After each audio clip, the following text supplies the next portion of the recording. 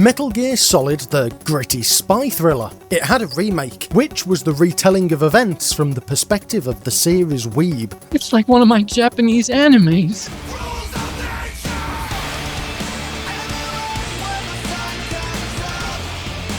But can you beat both of them at the same time with one controller? Moving around looks like this. Pressing the punch button does this. Near enough everything is synced up, except my brain, which is crumbling to dust. In regards to the rules, we'll play on normal. No guards can spot us, so no alerts. It is a stealth game, after all.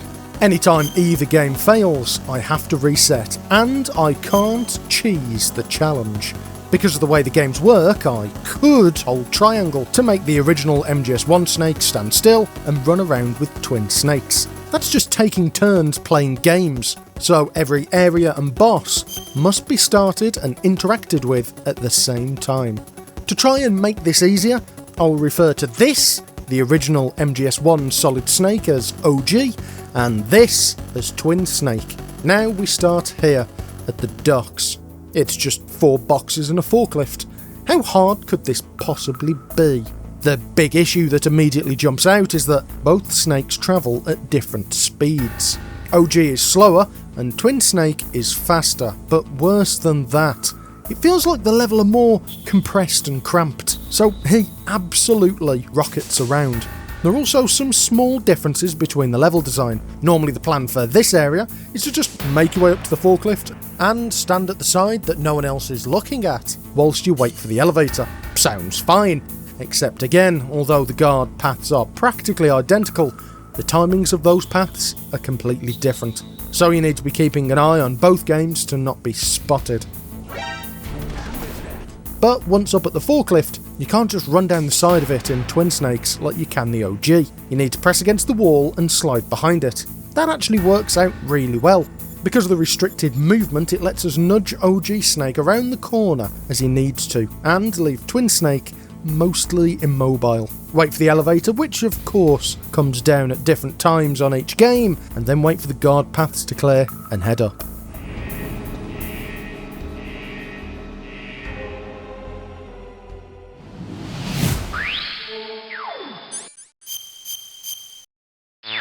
Up on the helipad, now we need to be worried about the spotlights, the snow and cameras. Now is as good as any time to save. So let's go and spotted. Let's reload. Twin Snakes didn't save, but I definitely went through the process. Turns out I never set up a virtual memory card on my emulator Dolphin. Sorry. On my totally real and store-bought GameCube, an expensive copy of Twin Snakes. We can completely restart and try again. 5 failures later, the elevator drops, we hop on and head up to the helipad. Cross directly ahead, it's the only way the 2 lots of spotlights will sync up and let you pass. Head straight for the truck and grab the SOCOM. Eventually, after some fiddling about, immediately get spotted by a camera and start again. Because of the compressed space, Twin Snake has some issues getting onto the stairs. The chap in an all-white uniform with an all-white balaclava repeatedly spots us. But with some patience, up the stairs, and wait, we need these different speeds of guard cycles to line up, and eventually, we get through.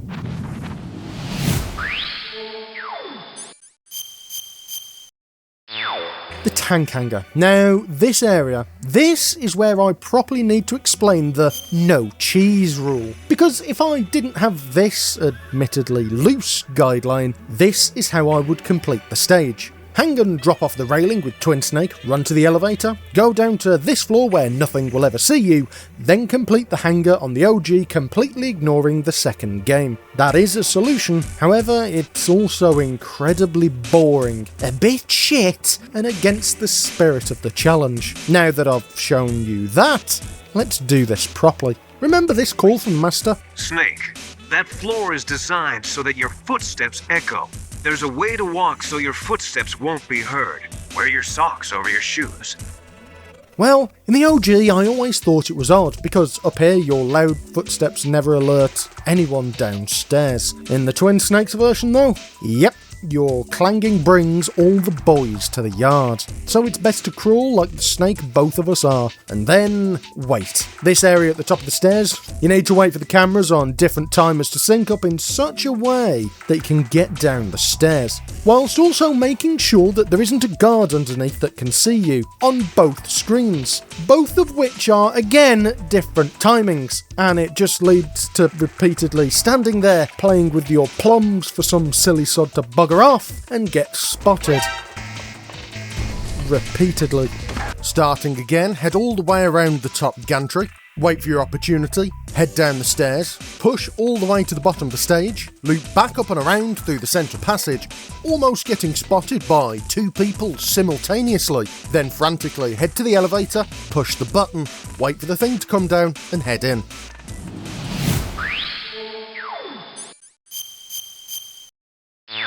Now, after examining Johnny's bowel habits, oh, kinda damn cold. I hate Alaska. we can drop down, ask a lot of questions, Metal Gear. Metal Gear. Metal Gear. Metal Gear Rex. Metal Gear. Metal Gear. Metal Gear. Metal Gear. Metal Gear Rex. Metal Gear. Hey! Shut up in there, will ya? get into a firefight, forget to equip rations, die, and try again. This time, however, it all goes really quite well. Using the first-person view on Twin Snake lets us clear the guards out easily, especially when Meryl is learning how to pull the trigger. And OG Snake can just spam SOCOM shots to victory. And now we return to the tank hangar again. We have this, a PAN card. This is the one device that will cause more pain than anything else in the run. It's such an unassuming thing, but this little piece of demented plastic will probably cause more failures than any other source. You see, in the OG, it opens doors, only when it's equipped, like this. But in the remake, it works regardless, equipped or not. And that one quality of life feature, which is normally very helpful, means that I will now get spotted repeatedly by accidentally opening a door I didn't want to whilst I'm trying to wrangle OG Snake on the other screen. Why is the door still open? Fuck that door! There are 3 items in this hangar that I want. One here, the suppressor, makes the SOCOM silent, not actually how suppressors work, but we'll live with it. The thermal goggles here, and this, the greatest stealth invention known to man, the arbiter of invisibility, the corrugated embrace of a sandwich delivery receptacle. You don't quite understand how much this changes. We now have the ability at basically any point to surreptitiously hop in a box and hide in plain sight. Now, as much as the joyful gloriousness of the evangelical corrugated churches, it isn't perfect. In the original, it'll always draw some attention. Mr. Box. We can actually leave the suppressor for now and grab it later, but the other 2 are sorely needed, so we need some sort of strategy to get them. It should be a simple jaunt up the stairs, grab the box, round the outside of the gantry, and nip for the thermals. But, well, no.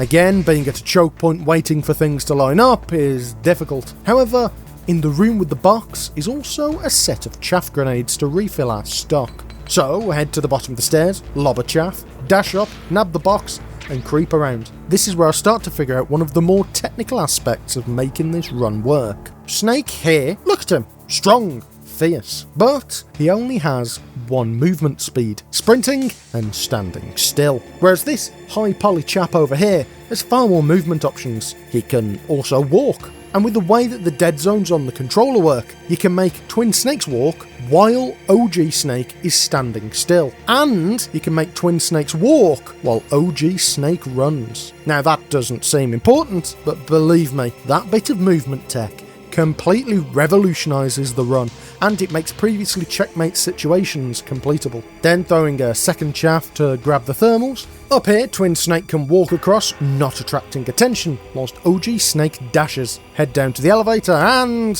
Who's there? Mr. Box.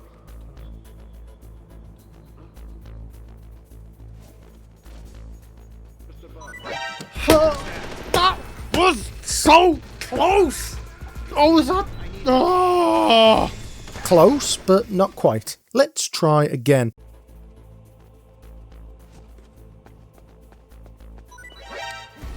Ah, thought I'd got that.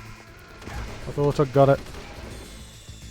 Okay, come on. Up the stairs, throw a chaff, grab the box, across the gantry, throw another chaff, get the goggles, chaff the stairs camera, again, accidentally get desync between the games, get the band back together and desperately find a gap in the patrol route to head into the elevator, and...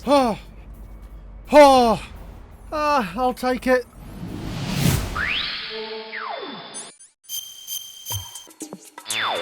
Now we have the armory. This place is brilliant, has lots of guns and weapons for us. It's going to be fantastic. This place is empty, for now. One difference between the games does show up. The trapdoors are in slightly different places. Does anyone know where they actually go though? Damn, my arm hurts.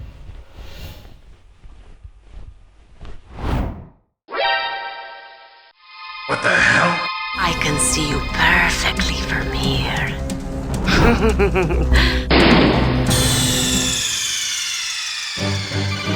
Snake, answer me! So we can grab all the kit we need, blow up everything we can, and head through to the first boss fight. Look, this is where things get a little squirrely. You see, Twin Snake can shoot while in first-person view, which sort of trivialises the fight, like many of the MGS2 mechanics that were introduced without compensating properly for them.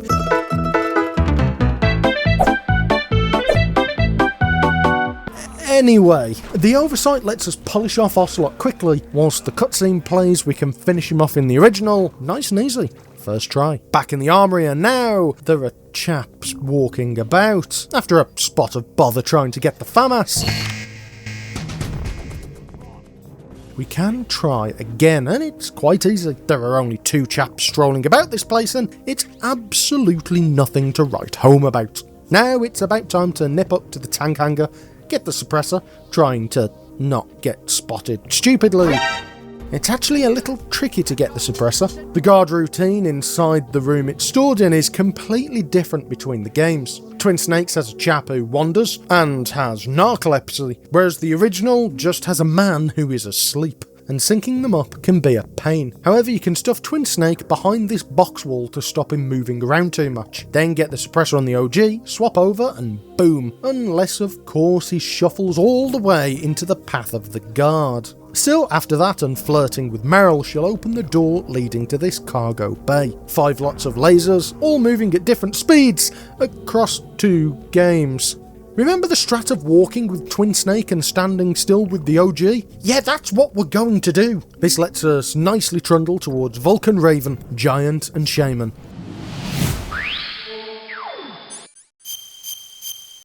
I will not let you pass.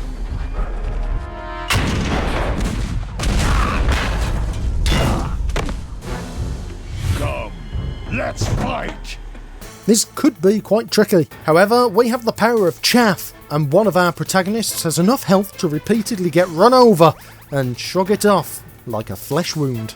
This will crop up in a few boss fights. You see, Twin Snake has a health bar as large as the amount of polygons it took to make him, whereas OG Snake, it's a bit small, but it'll get bigger. Honest? Twin Snake can also soak up lots of damage like a champ. So a good general strategy is to leave him out in the open, get him bashed from all angles, while trying to actively manage OG Snake's health. And that works really well, until it appears blowing yourself up isn't the best strategy.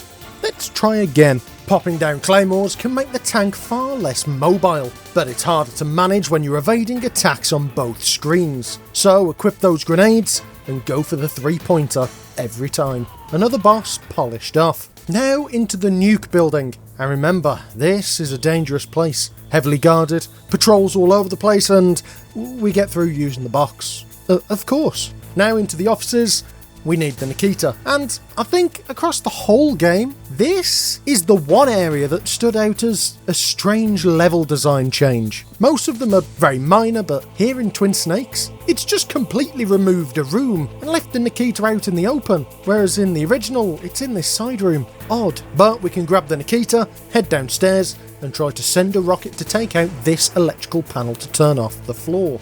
Trying simultaneously doesn't end up very successful, as each game has different controlling sensitivities. Let's try guiding our missile whilst the other snake awkwardly sits there slowly choking to death, and then swap. Yeah, that works reasonably well, and after plundering the areas for everything we can, it's now time for a fist fight with a ninja. Now, make me feel it. Make me feel alive again. Twin Snakes again has the health to tank a lot of hits, but you do still need to be dodging on both screens. His cartwheel attack is especially tricky to dodge. It's actually quite a difficult fight. The first proper boss fight where we need to properly concentrate on both screens, and the man does hit quite hard. Let's go straight back in, and I forgot to save again. This is something that will occur repeatedly. Old game, no autosave, and I am not using continues because sometimes it changes things, like guard AI, pathing and various other bits, usually to make it easier. So we'll have to go back and get the Nikita again. The issue of forgetting to save will be a recurring one, because you see, I only have 2 brain cells, and both of them are rubbing together very hard to try and manage the blokes on screen. Return, save, and this time we're in. Taking turns fighting the cybernetic chap reincarnated from the depths of an 8-bit hell. What? In sync? Oh, yeah, okay, yep.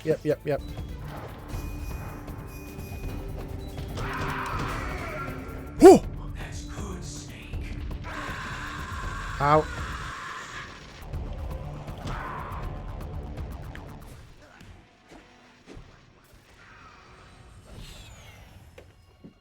Oh, that hurt my brain so badly. He goes down. Now motoring back through the complex, hook up with Meryl, and be fast enough to the ladies to catch her in her undies. This is actually a small Easter egg. If you're slow, she wears her combats. But if you're quick, cheeky. This is because Hideo Kojima is a very horny boy.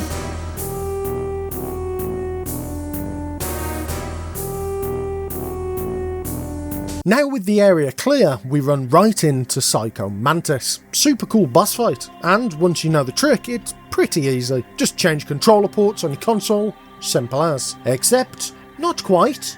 You see on GameCube, changing to port 2 does nothing, nor changing to port 3. So you need to remember to change to port 4. Brilliant! That would have been nice to know about before going in here, getting very confused and just dying. Still, again, we have Twin Snake, who's mostly an unkillable machine, and then proceed to die on OG Snake on normal difficulty. Now that's embarrassing. Let's go back in, whittle down his health gradually on both screens. He actually has a second phase, where he controls Meryl. First to get her to attack you, and eventually to attempt to commit the Times newspaper Sudoku across the Persian rug. Now you have a choice. You can do the punch-punch-kick combo and knock her out, but that does take away her health. Or you can gently choke her until she passes out and... Snake. She's dead. If my head was cracked open and the grey matter poured out, I don't think there'd be enough to cover a particularly small piece of toast. Yet another attempt, running in, ducking, diving, dodging, and standing there like a lemon walking into paintings, chairs and statues. The chap in a mask goes down. Okay, right.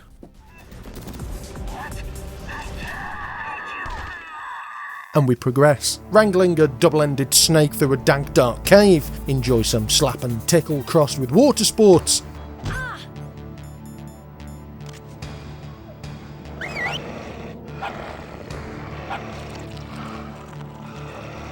And into this long room, Meryl receives some unwanted insertions. Meryl, get down! Meryl!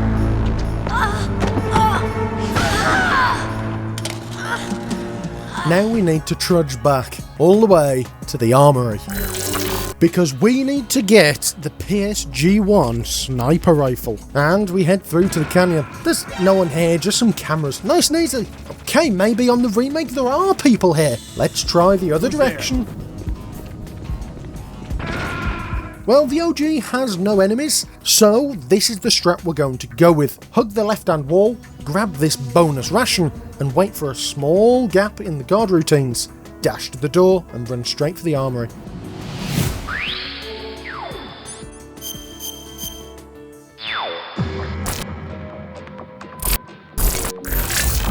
What's wrong, little brother? I'm here.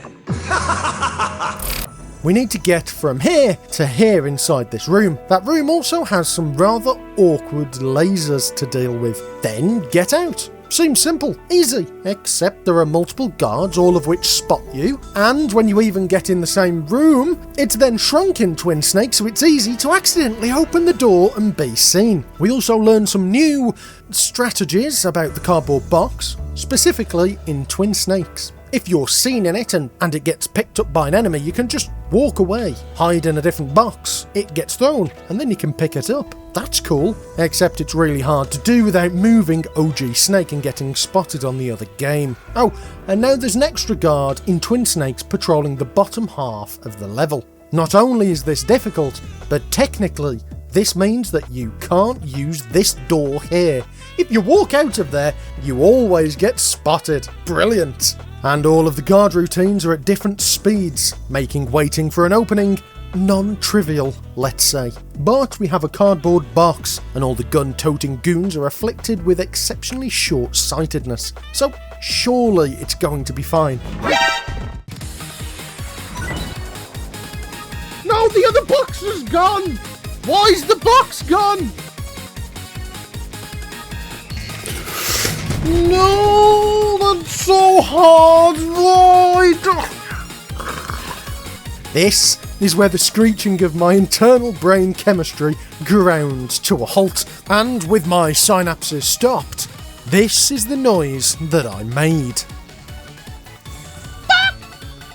Some strange things occurred. I didn't realise that getting shot through a box was an option, but that does work. And I do come up with some slightly different strategies. Instead of starting from up here at the elevator, we need to send both snakes down to the stage at the bottom. Walk out and save our restarts from here. This will be where we restart from. It gives us an easier time heading up towards the room with the PSG1. And I just kept failing, losing, getting spotted. But eventually, I did manage to get the PSG1. Just about managed to squeeze myself past all of the lasers, slink past all the guards, get to the exit, and...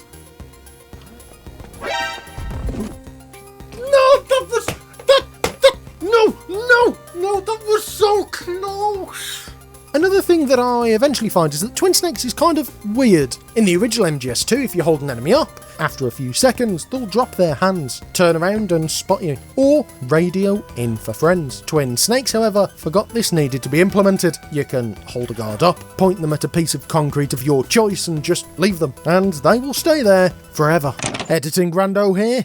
I actually went back and checked on MGS2, and you know what? I was wrong.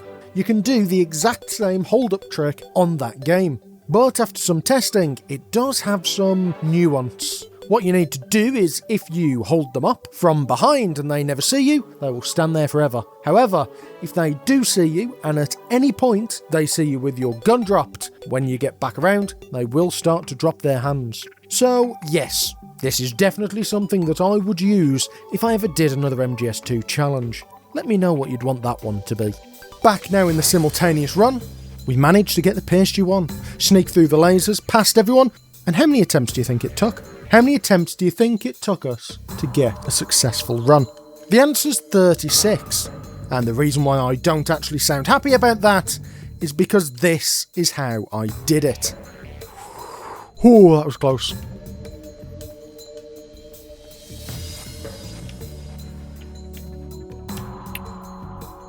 I don't know, does that count? Does that count? No! Rando of the past. No, it doesn't. You just played two games separately. That's not simultaneous at all! So I did it again. I spent 76 attempts across 5 hours in this hellhole. Each attempt takes so long, and I just fall into so many pits. I get spotted so many times. But eventually, the man is looking at the concrete. We slip our way into the room, get the rifle, slither out to the door, and make a break for it.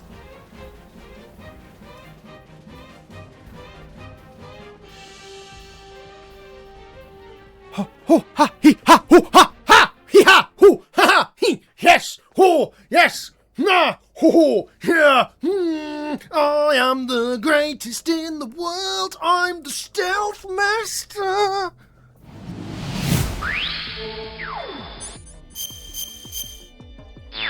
Again, after the long backtrack all the way through the canyon, the nuke building, head past the commander's office, use our mildly damp cardboard boxes to fox the huskies, and now we have to funk the foxy lady up some stairs. The last time I was here I fisted her, but now trying to wrangle between the two games taking turns is a little bit difficult because you end up out in the open. Unless of course we remember that Twin Snakes is again a tank, and if he lies down, I don't think he can die. Seriously, he heals faster than Sniper Wolf will kill you. So yeah, let's just run back in, take repeated pot shots at her, and done.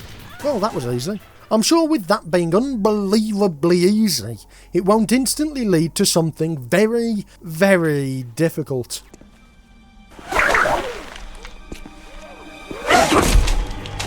Don't move!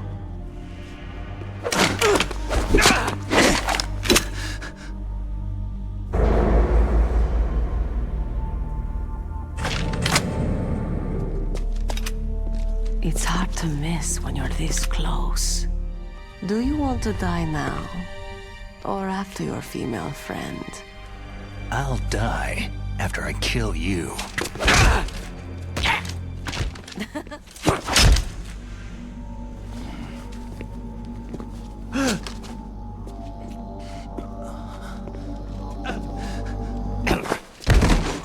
Snake has been captured, and we need to deal with the consequences. There are multiple ways to deal with this little section of the game. Option 1, immediately give up. Meryl eventually perishes, and we get the best bromance since Shaun of the Dead. Al and Dave, that's a good one. Yeah, boy! Or we could resist the torture, wait for Otacon to show up, give us some condiments, and trick a guard with IBS and sneak out. This saves the damsel in distress and lets us ride off into the sunset. Alternatively, what do you mean I've got to do them all? You mean I've got to do them all until the ninja comes and busts me out? I haven't given up, but still getting Otacon to come and rescue us doesn't do anything. I've got to, do I have to stay? You're really going to make me wait for Grey Fox? Is that really what I've got to do? Okay.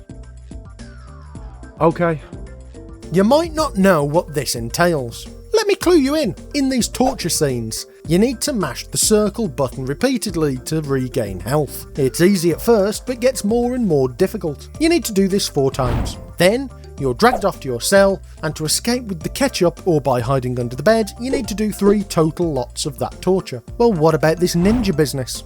5 times. You need to complete 5 lots of complete torture for the ninja to show up. Oh yeah, but I'm actually doing it twice, so it's actually 10 lots of torture, but actually sometimes they sync up perfectly and I have to do 2 lots simultaneously, which is a problem because Twin Snakes needs a different button to be mashed. Oh, this sucks ass! This sucks ass! Okay. How did you like that? I didn't. Dickhead! Go again? No! No! No! I failed this sequence 3 times, and I ended up doing 30 lots of torture, meaning that I mashed like this over 100 times. I wouldn't mind so much if I didn't again manage to look like I was filling the dark side of my member. It also took 2 hours to do. Here we go. Nope, there we go.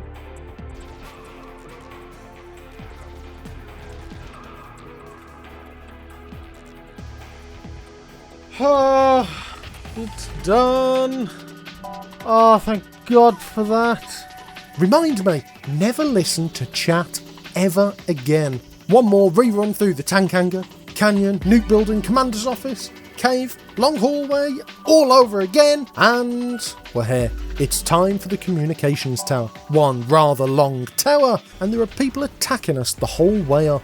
Throughout the run, I've been planning for this one moment. I've been collecting as many flashbangs as I can all over the game because the strat, it's simple. Throw the seizure delivery devices up this tower, finagle your way around the corners, and that does cause some issues. But again, just keep throwing flashbangs, and eventually we climb to the top. Get some explosives sent towards our general direction.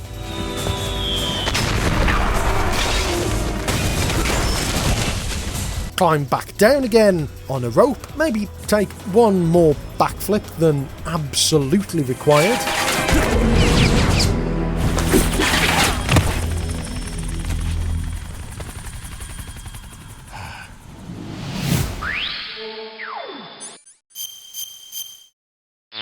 After cleaning out the 3 chaps at the end of the walkway, we can head into the second comms tower. It's nice and simple. Head down the stairs, see the stairwell's broken, then back upstairs. Easy! It's so simple. There aren't even any enemies, except gravity. Snake. Brilliant. Well, it's not like that's going to happen again, is it? Head up, ask Articon about the blooming love feelings within his loins. Do you think love can bloom, even on a battlefield? And now throw chaffs. And occasionally get shot by cameras. Collect all the rations you can, traipse up. It's now time for the Hind D. One of the hardest bosses in the game, especially on the original. Why are you calling me brother? Who the hell are you? I'm you! I'm your shadow! What? Ask the father that you killed! I'll send you to hell to meet him! It's very easy to get cut down and lose lots of health quickly. That mixed with the sheer difficulty of trying to manage 2 helicopters, both telling me where they are by stereo audio, it's very, very confusing. And here, I've got to admit something. It's scary, but I apologise. I've let you down. This isn't the creator that I wanted to be. My Amazon order for a ukulele is currently pending. I really don't want to admit it. Okay, here goes. I lost the footage of the Hind fight. So, you're going to have to deal with stream footage. Oh, the humanity. Using the starting cinematic of Twin Snake to get a little bit of a head start on OG, we can get some damage in. I'm your shadow. Can I get one on here?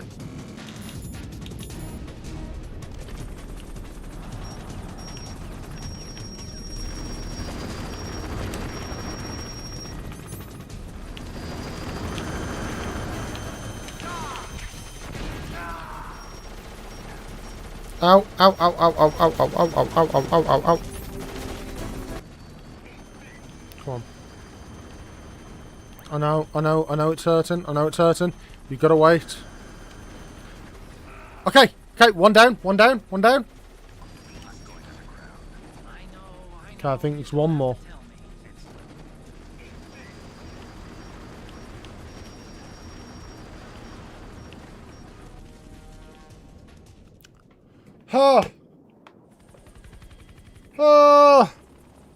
Eat this!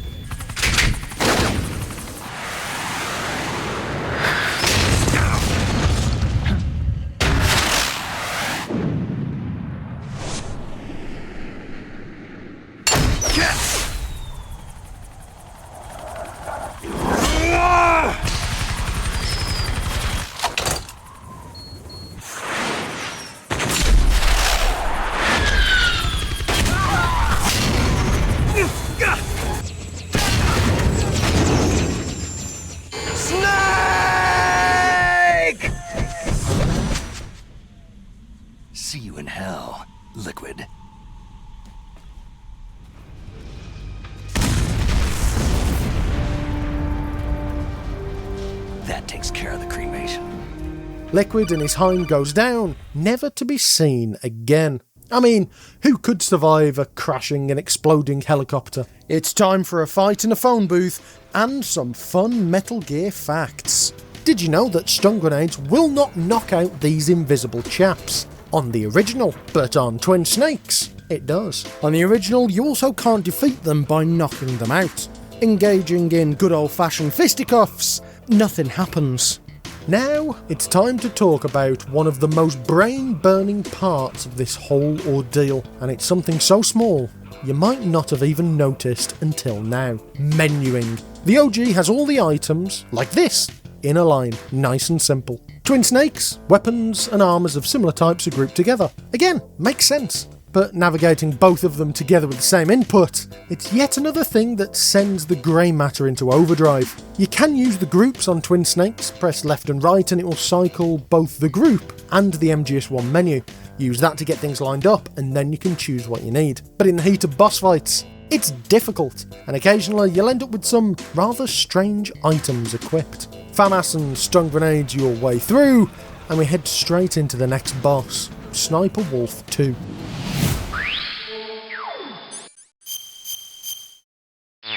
Now, I could lie out in the snowfield and get shot at, have a dueling sniper battle, but no, let's just hide here, Nikita the blonde lass repeatedly until she's one hit from death, and then pop out and shoot her with a PS2 just so the cutscene makes sense. I also used to do this when I was 11 years old as well. It's an easy fight, what do you expect? And in Twin Snakes, she saunters around so slowly, you can just shoot her. Easy fight, simple game for babies.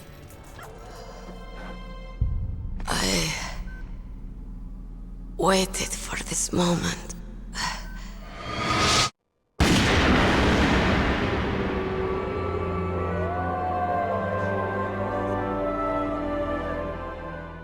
No. Oh god, why? Why I fall? Nope. Nope. Nope. Stop. No, where are you going? Why did I just do that? Don't walk into the thing. Why can you see me? Look, let's get the elephant out of the room. What is this? It's bright, colourful, makes sense. Why is the screen devoid of colour and wavy? This whole game just looked at a colour wheel and said, greyer. No, make it greyer. Perfection. This whole room is a gauntlet.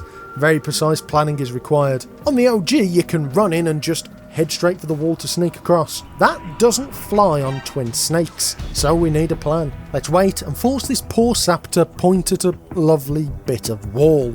Now we can make our way to the crane game. Just remember, it should be a freebie for Twin Snakes, as you can move across the wall while crouching. That completely avoids any issues. Not the same on MGS1 and with my split attention. Now this part of the room is the actual tricky bit. The enemy patterns are different and there's only a single walkway, creating a choke point, again making things more difficult. But we eventually got through to this bottom room so we can get the body armour and get spotted. You see, in the OG, this is a separate load zone, so you can't be spotted at all, whereas in Twin Snakes, it's just a door. Brilliant! Let's try again. I also found out about the world's least used elevator. Did anyone else know this thing was actually functional? Amazingly, it also helped us out of a bit of a jam by abusing the cup and box's magic trick.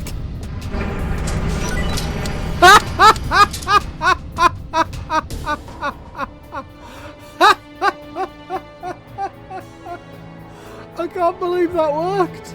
The actual overall strat becomes hold this chap up, point at a wall, head over to the crane, cross the gap above the hot stuff, find a gap in the routine, dart over to the elevator, perform some shenanigans, wait around for everything to sync up, and then dart for the cargo elevator. Save, then return for an easy attempt to get the body armour. And this item is absolutely required. It reduces damage by 50%, but this does take the place of rations, the item that heals us. Because if you run out of life when you've got rations equipped, it automatically uses one for you. Equipping the body armour means that we can't do this, and we're going to have to micromanage our health across 2 different games. Yet again, just adding to the mental stack. And that will be for every boss going forwards.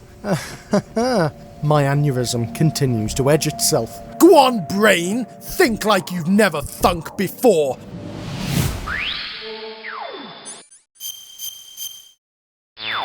Another elevator, another fight. It's an 8 versus 2 situation, but all 4 of these hands are weapons of mass destruction. A long ride down to the icy depths. The Raven calls. He wants to vulcanise my anus with a direct-to-consumer bullet-spitting device. Equip body armour, run away, hide, spit Nikita rockets at him, get completely cornered on both games, get shot at, have rations freeze on us, making them inedible, and die. My normal strat of hiding and blasting him with remote-controllable drone explosives is not going to work. So instead, on OG, let's dump a bunch of claymores to sort of ignore him and let him finish himself off, just like an unhappy marriage, hide and turn attention back to Twin Snakes. Now we can give him tranq darts to the back of the head, the front of the head, and, well, anywhere he'll let us give him a facial, really.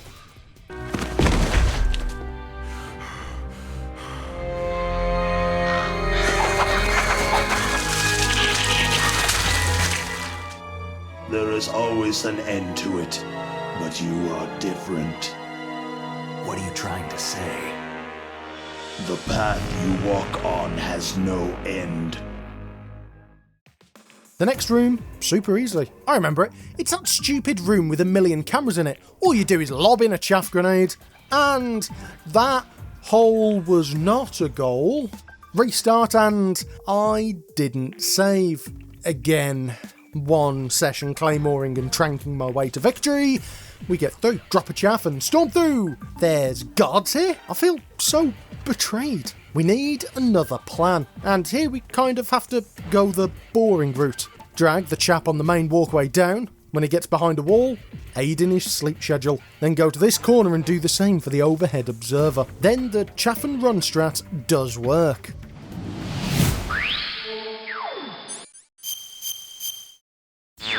This whole room is quite different between the 2 games, for one simple reason: load zones. In MGS1, you think of it as this, but it's actually split up into different stages, like this. Whereas on Twin Snakes, not only are the ladders gone and replaced with stairs, guards can see you from above, so most of the stealth is all on Twin Snakes. Pay attention to this overhead chap. When he turns away, you can make your way all the way to this final walkway. Twin Snake can play peekaboo with a fully grown man and send him to nap time. Then wait for the guard on OG to head around the corner and dart for the control room. Exercise some top tier stealth. Yep, no words. No words at all. Very stealth. Much seriousness. The world is riding on that key, Snake. Who's that? Damn!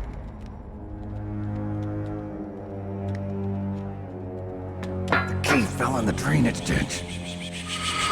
A rat has eaten the thing, so now we need to go all the way back down to get the thing again. Fine, let the backtracking begin. Storm through the drains, no issues, just swim a bit. Then shoot the rat. Then get OG Snake down in the pit, and repeat. Easy as, until we're spotted by not realising what's equipped on the second screen. Let's do that all again. Rat cards acquired, climb back up to the control room, card inserted, and now we leave. Twin Snakes? The man's still asleep. But how do we get out on the OG? Well, it's obvious. Get in the box, hide just out of his path, and boom, job done. Get out of the way. With this being a large, thin walkway with no way to get past him, we can't send him to the other side and run past. Now, when I was a small boy, I thought it was very funny to just use the stinger on this one chap. Here though, I don't want to do it. So I tried using the cardboard box and hiding everywhere, but it doesn't work. It doesn't work by the stairs, it doesn't work in the corner, and it can't work at the far end of the walkway because we need him to go past us. The stealth gods have failed us. The box has failed us. Through all these years, throughout the games, the box has been my one guiding light. The one to always rely on. The box is special, comforting, can't believe it's failing now. Or shuffle like this, then put the box on, and because you're so close to the load zone, he walks past. Ha! Get Shrek's stealth game, box wins again! This last section is nice and easy. It's just a series of backtracking through to the cold area to make the key cold, and the hot area to make it hot. Fine, this all takes a couple of attempts, but cooling it down is easy. Run and hide in the corner, in a box, and wait. Trudge back up, slap it in the computer. Heating the thing up, run back down through the cold room. I will admit, I am quite impressed with this run through the cold room. Shoot through to the blast furnace and hide in the Moses Island Nordic steam room. I'd heated the OG key up perfectly. It's red, beautiful, but the Twin Snakes key, I left a little bit early and made my merry way all the way back to the control room. Fortunately, there is a way to deal with this. Because of this whole back and forth repeatedly up and down these long elevators, in and out of the warehouses, back up through all the way around Rex, it is a right kerfuffle. Silicon Knight's put in a way to heat and cool the key in Rex's hangar. If you come here, drop, catch and climb up, there are these two pipes. If you shoot the red one, you can make the key hot. The blue one, you can make it cold. Perfect. Now into the command room, and it's done. That's it. We've saved the world from the nuclear-equipped walking battle tank that is Metal Gear. Code entry complete. Detonation code activated. No, why?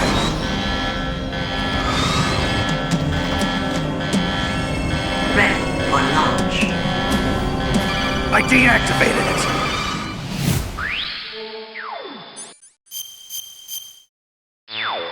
3 sections, right, one after the other. 3 boss fights. Rex, Liquid, and the escape. It all comes down to this. The hours of practice and strategies. All we have now is the hardest bosses the game has to offer. This is so hard to put into words. Every attempt was melting my brain, constantly flicking between health bars, managing ration usage, making sure to swap back to body armour, then ensuring one side was safe while I attacked with the other, trying to sneak into Rex's blind spot whilst you're not getting trodden on the other side, managing chaff usage in phase 1, trying to line up stinger missiles. I mean, why won't you lock on to the thing that I've selected? No game, seriously, why won't you lock on? Please, please, why? Please, just lock on. Oh, for fuck's sake! After each of these attempts, I felt like I needed a 5-minute break just to be able to get back into the groove. Let's lock in and try again. Oh, it mushes me brain. It's mushing me brain. Phase 2, a breather. Again, under his legs. On OG, you can keep out of the fight. It slows him down. Just try not to lose too much health. And oh my god, there's too much going on. Too many things to focus on. It's all too much. My brain is fried. I can't do it. I just can't do it. Okay, stop moving. Stop moving. No, no, no. Very bad. Very bad. No, very bad. Oh. What am I doing? Knock it off. Turn your brain off. Return to monkey and win. No, no, that thing. No, no, that one. That one. That one. That one. The one I'm pointing at. Oh, I'm brilliant. You've now just dumped all of them. Fucking great. Oh, okay. Close. Close, close, close, close, close. That was the best phase 1 we've had yet. We're still running. Come on, keep on running, keep on running, keep on running. You'll be okay. You'll be alright. Don't worry. Get that ration. Thank you. Actually, will I just be able to? I might be able to. Okay, right.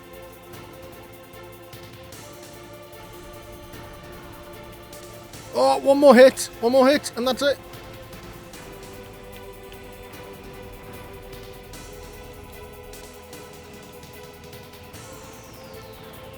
Oh, oh, oh, ah, okay. Now the penultimate challenge, and some would say the hardest. Remember that little rule I had right at the beginning about how continues can technically change the game? Well, this is the one section that I was specifically thinking about. we need to have a fist fight with Liquid on top of Metal Gear, where you have a 3-minute timer to do so on both games. Right? Wrong. The first time on the OG, Liquid pushes the button and monologues for 30 seconds. So you actually get 2.5 minutes. But if you lose and then continue, the fight starts at 3 minutes. Meaning in the OG, we technically have to get it done as a 2.5 minute fight. But it's fine, I'm sure we've got plenty of time. What could possibly go wrong? I mean, it's not like we could run out of time, could we?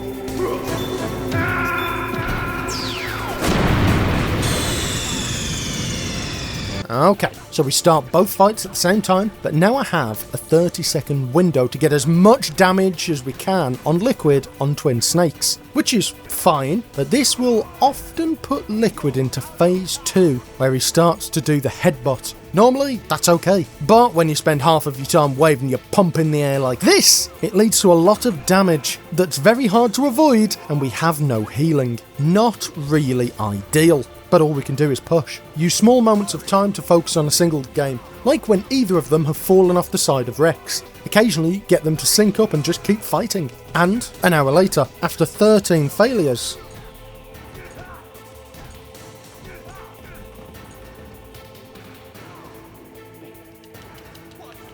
come on, up you get, up you get.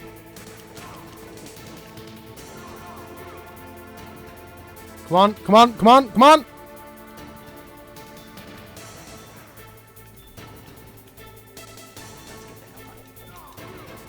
Yes! Yes! Yes! Yes! Oh!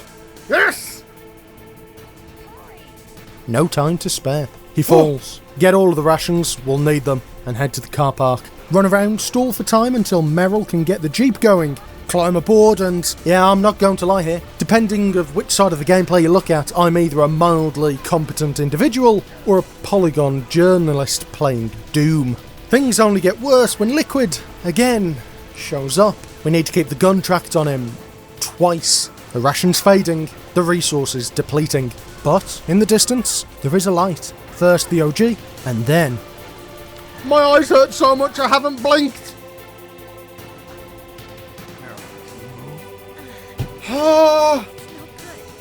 It's done! It's done! Metal Gear Solid and its remake, completed simultaneously, it's done. And it only took 30 hours and 274 failures. And if you want more of this sort of insanity, let me know. Thanks to the channel members and patrons who support me. If you want to join them, get access to a secret Discord chat with me, as well as early access to videos. You can do so from £3 a month. But most of all, thanks to you. Good night.